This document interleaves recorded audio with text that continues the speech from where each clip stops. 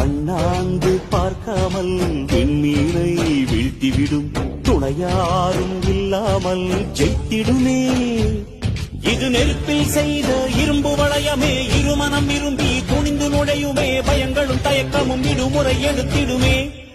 வேரோடு வேர்வை ஊற்றி காதல் என்றும் வென்றுவிடும், பெரியோடு ஓடும் போது தடையை உடைத்துவிடும்.